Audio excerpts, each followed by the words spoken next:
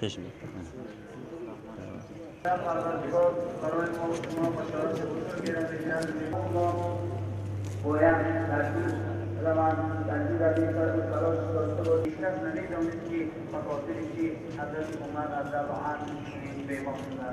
زکات ما فطر روزه تنها باقی داده شود بر بینوایان، فقیران، نیازمندان و ما حساب کردیم که اگر در شهر دوشنبه همین عمل و همین مقررات الهی را تطبیق نماییم باور کنید چندین میلیون سومانی به حساب باشد نزدیک 18 میلیون سومانی جمع شود. اگر حساب کنید بیش از 10 میلیون سومانی با آنها که امروز احتیاجمند هستند در آرزوی دسترخوان برکت هستند، در آرزوی تماس با فرزندانشان هستند، در آرزوی تربیت فرزندانشان هستند، چقدر ثواب را خداوند نصیب شما و ما می‌گرداند.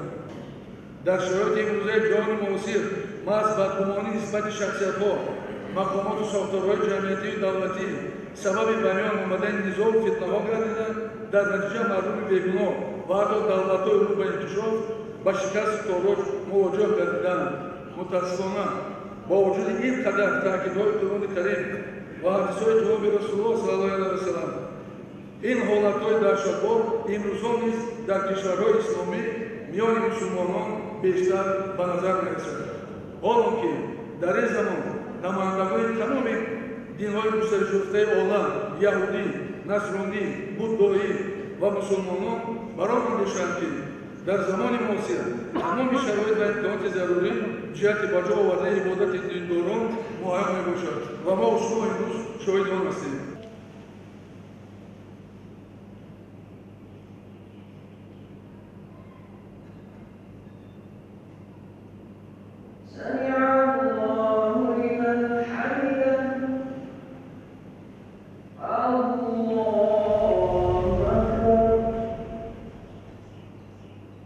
خداوندا خیر و فیض و برکتت را دائمی و ارزانی و همیشگی بگردان.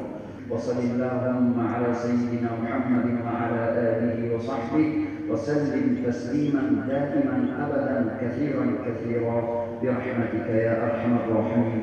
عيدتم مبارك باشد. به شما خدا قبول کنه.